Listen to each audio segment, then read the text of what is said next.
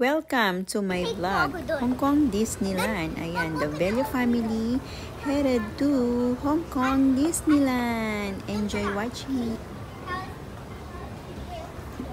Come on, make it fast.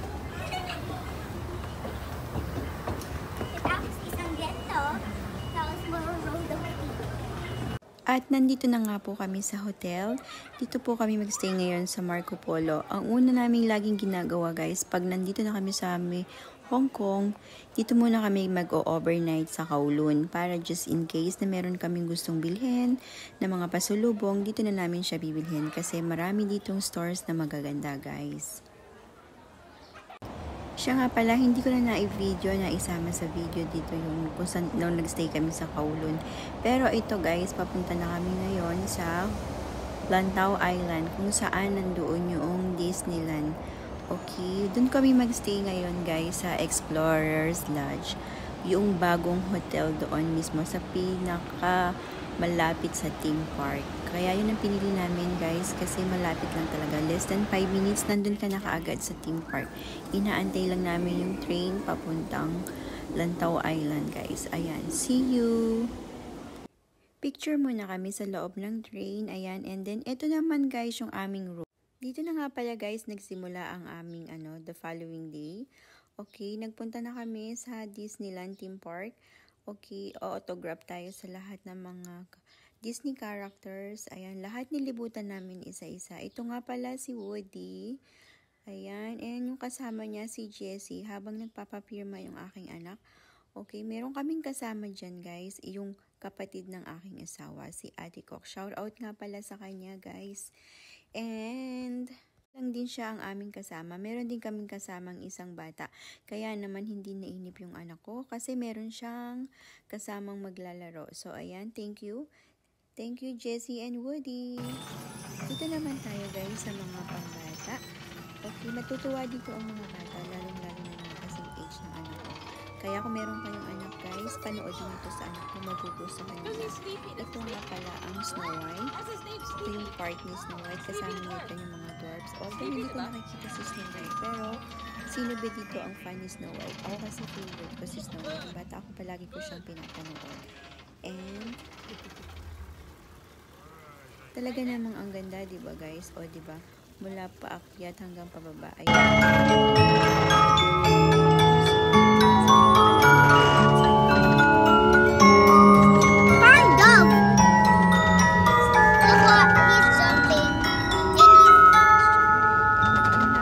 Let's go. Okay, let's go to the other.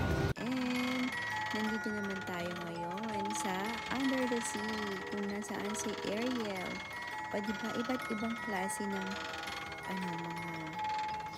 klase ng mga pambata guys ang makikita dyan. Hindi lang naman bata ang mag-i-enjoy din. So pati ako nag-enjoy kasi first time ko lang itong nakita at bagong open lang naman siya. So ayan, first time namin napasok ito sa loob ng Hong Kong Disneyland.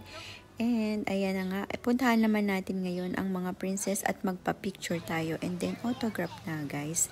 Ayan yung anak ko habang nagpapa-picture siya at nagpapa-autograph kay. Sabi ko naman sa inyo, hindi ko kilala yung mga Disney princesses.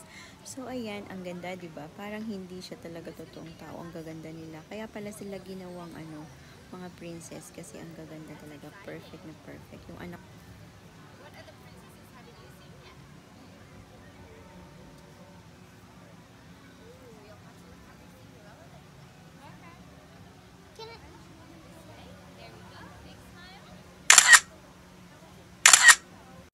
At kung meron namang Manila Ocean Park, meron din tinatawag na Hong Kong Ocean Park. Nandito kami ngayon guys kung saan marami kayong makikitang lamang dagat. Okay, ito yung makikita nyo na nakakaaliw. Nandyan si Nemo, si Dory, iba't ibang klaseng starfish, jellyfish, and yung malalaki pang mga mammals. Okay, meron din dyang ayan, what's that? O, diba guys? Ang ganda. First time ko din nakakita ng mga iba't ibang klaseng isda, guys. Ayan si Dory.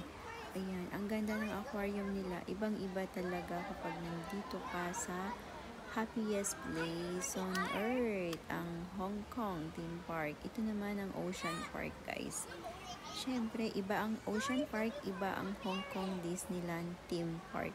So, first stop namin, Hong Kong Ocean Park.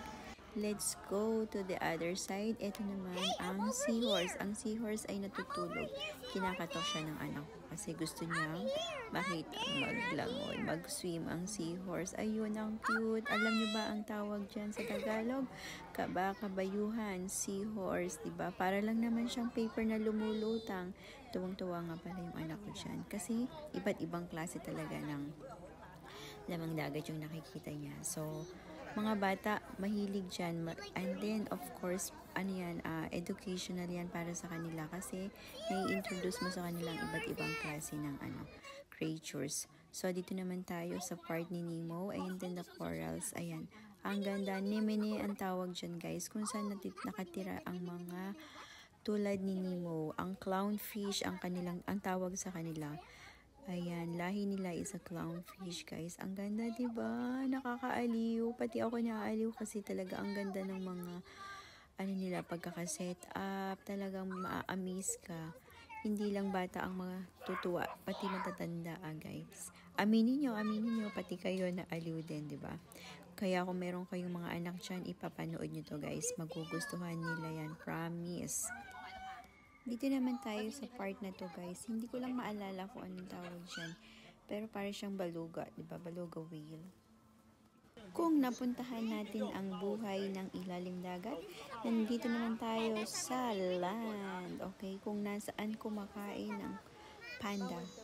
Diba? Ang favorite food nila is yung parang dahon ng kawayan, ng bamboo. Yan nga pala si Panda Pets. Joke lang. So, ayan, ito nga, first time ko din nakakita ng panda, guys. Ang cute niya, no? Ang cute. Gusto siya, pinapanood ng anak ko. Nagpa-picture pa siya dyan, guys. Po-post pa yan, no? Diba? Oh, enjoy talaga ang mga bata. Very educational. Siyempre, hindi matatapos yung araw natin na hindi tayo sasakay sa mga rides di isa dito. So, ayan, nag-decide na nga yung anak ko na umpisahan na ang pagsakay ng rides.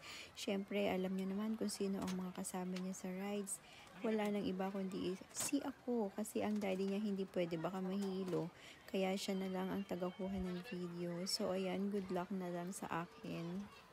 At hindi pa nga natapos doon ang hiluhan moment. So, ayan, sakay naman tayo dito ng cable car. So, ayan, punta kami mula dito hanggang doon sa kabilang side. Kabilang bundok yon, guys. So, ang sakay dyan is parang 15 minutes from here to there. So, para makapunta ka doon, ito lang ang paraan mo, guys, para mapuntahan mo siya yung kabilang place. Kung nasaan yung mga nasa Antarctica, andun yung mga malalaking creatures.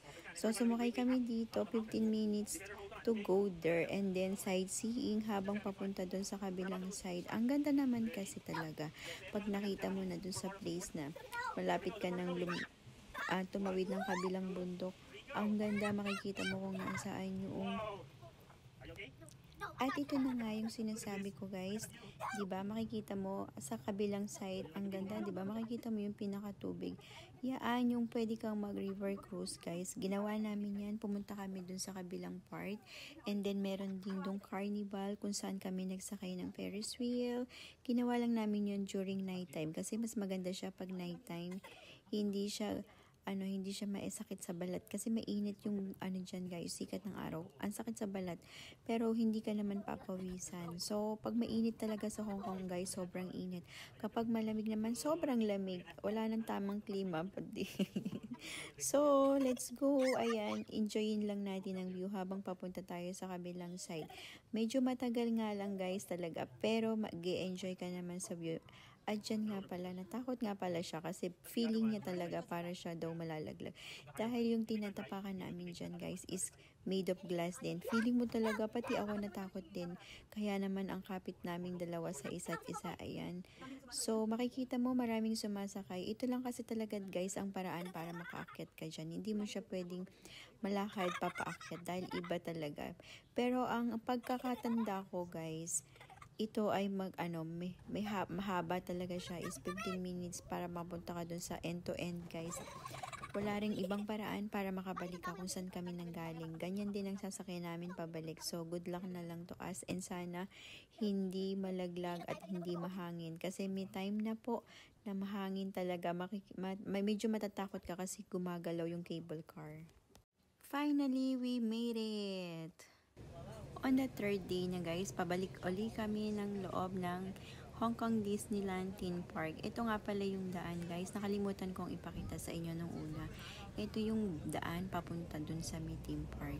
So ayan, nakasakay kami sa service bus nila yan. Round the clock yan every 5 minutes, 3 minutes, 2 minutes may dumadaan sa bawat hotel kung saan kayo nagstay sa loob ng Lantau Island. Ayan, dito kami nakasakay. So, malapit lang talaga guys. 3 minutes lang, andun ka na sa loob ng Disneyland.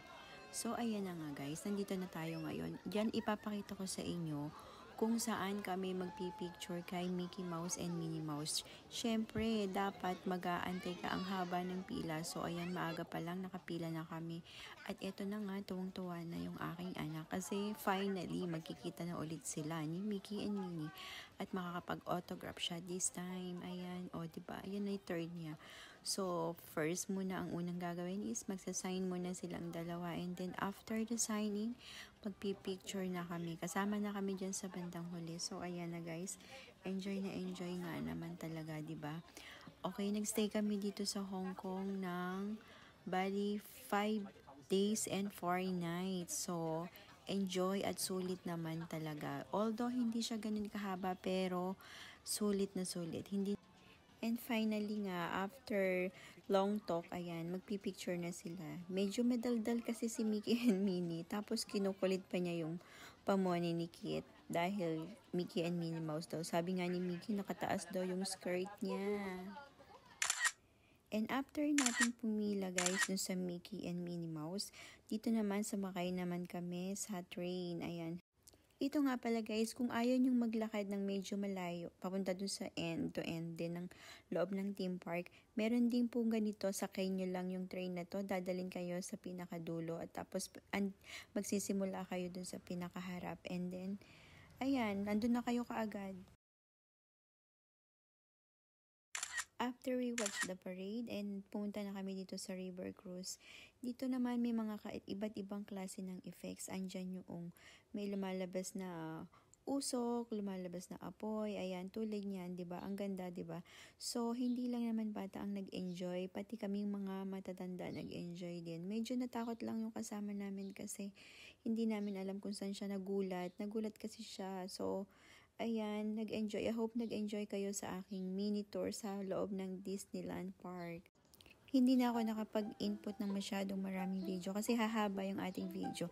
At doon nagtatapos ang ating mini vlog sa Hong Kong, Disneyland, and Manila Ocean Park.